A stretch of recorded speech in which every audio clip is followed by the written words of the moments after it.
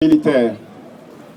Donc aujourd'hui, les rebelles sont à Abidjan, livrés à eux-mêmes, pillant les maisons, agressant des paisibles citoyens, volant, donc braquant des voitures. Et de temps en temps, ils lancent comme ça des incursions, des attaques contre les positions des forces de défense et de sécurité. Et hier après-midi, à la descente du carrefour de la veuve Houphouët-Boigny, en allant en direction du campus, il y a donc une intersection entre ce petit bout de route et le chemin qui mène vers la résidence du chef de l'État et donc la résidence du représentant de la France à Abidjan.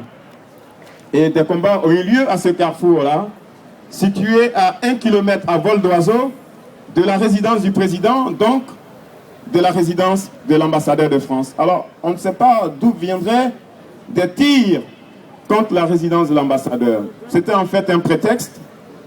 Il fallait trouver un motif, même farfelu, pour de nouveau attaquer la résidence du président Gbagbo. Donc c'est une agression injustifiée, une agression barbare parce qu'il y a eu des morts. On a dénombré 11 morts parmi les membres du personnel civil. Parce que contrairement à ce qu'affirment les représentants du gouvernement de Sarkozy, le président Gbagbo n'est pas bunkérisé. Il est comme M. Sarkozy est à l'Élysée, il est chez lui, au palais, à la résidence du chef de l'État. Et comme à l'Élysée, où j'ai déjà été aussi, c'est un ensemble. Il y a le bâtiment principal et puis il y a des annexes. Donc lorsque les Français ont bombardé, lorsque l'armée française a bombardé, des obus ont touché des bâtiments faisant 11 morts. Et ça, c'était les bombardements de la nuit de jeudi à vendredi. Voilà le type de crime que la France commet en Côte d'Ivoire. Des crimes qui sont passés sous silence par l'ONU, qui semble-t-il doit encore jouer un rôle de protection des civils. Bien entendu, le président de la République, Laurent Gbagbo, dénonce ces agissements criminels et crapuleux.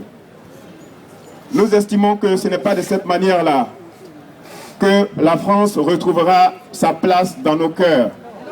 Bien au contraire, chaque jour qui passe, c'est 1 centimètre, 1 mètre, 1 kilomètre supplémentaire qui s'ajoute à la distance entre la France et la Côte d'Ivoire.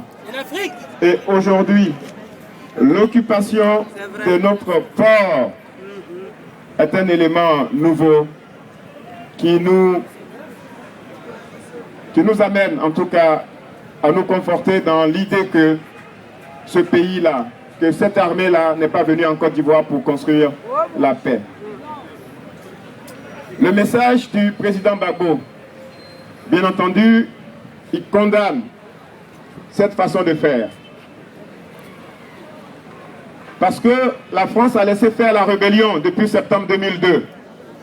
Aujourd'hui, elle déploie tous les moyens, militaires, politiques, diplomatiques, des pressions psychologiques sur le pouvoir, parce qu'elle a pensé que dès les premiers bombardements, le président Gbagbo allait prendre la fuite et laisser le palais au chef de la rébellion, Alassane Ouattara.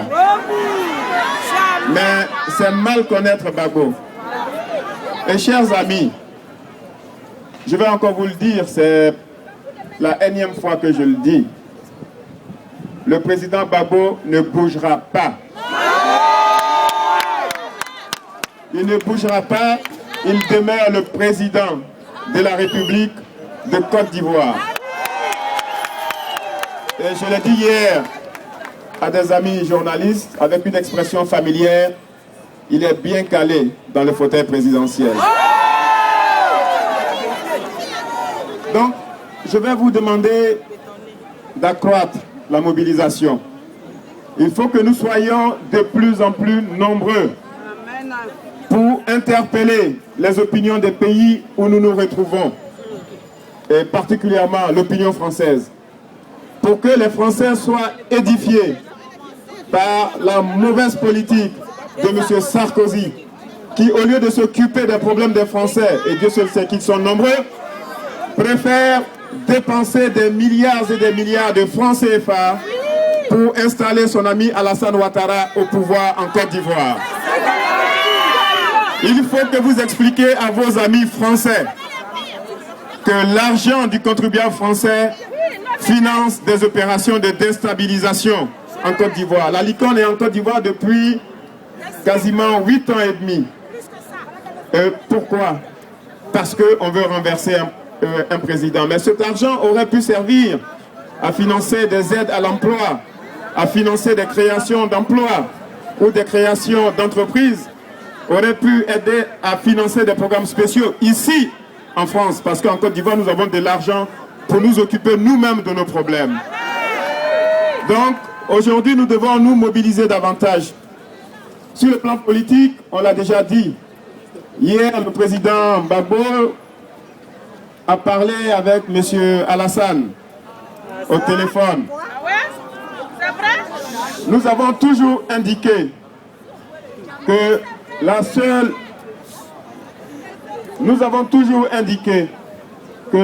voie pour sortir de cette crise était une voie négociée, celle du dialogue. Mais dans le respect de nos lois, dans le respect de notre constitution. Ce n'est pas parce qu'on a une armée étrangère qui est à votre service et déployée dans un pays que vous devez vous sentir être le président de ce pays, bien au contraire. L'armée française est une armée d'occupation.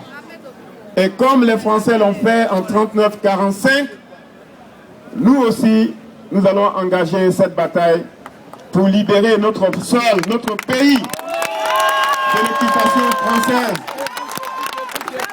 Je vous le dis, j'insiste, parce que je lis des analyses, j'écoute à la radio, je regarde des émissions à la télévision où on demande où sont les patriotes.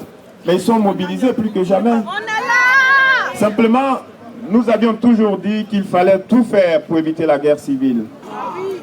Mais aujourd'hui, nous n'avons pas d'autre choix que d'aller dire à nos amis qui occupent le port d'Abidjan de s'en aller dans les plus brefs délais. Il faut attaquer, mon frère. Il faut qu'ils s'en aillent gentiment. Oui, c'est comment déjà? Dites-moi, je ne connais pas. Il faut qu'ils s'en aillent. Il faut qu'ils s'en aillent.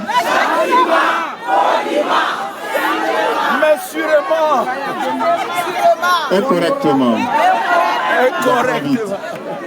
Et donc, pour nous, c'est un élément essentiel. Parce que l'objectif,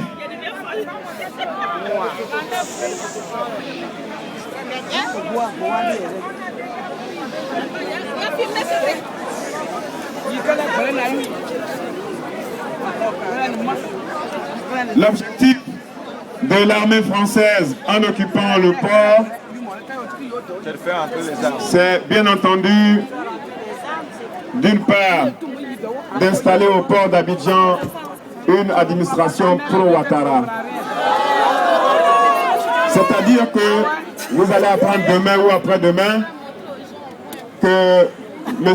Ouattara, le chef de la rébellion, a nommé un nouveau directeur général du port, etc., et que l'armée française est là pour sécuriser les activités du port et de la gouvernance du port, c'est-à-dire de l'équipe qui dirige le port. Et d'autre part, bien entendu, c'est également pour faire entrer ou rentrer dans le pays des armes.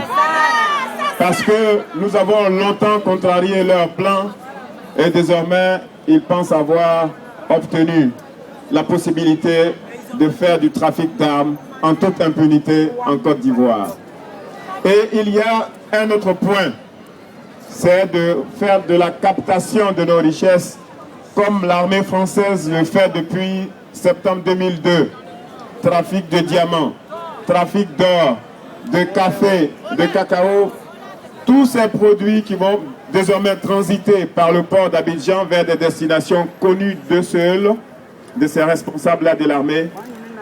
Et il y a un autre point, c'est de détourner les recettes de l'armée, du port d'Abidjan pour les reversés à M. Ouattara. Parce que le port est le poumon de notre économie. C'est le deuxième port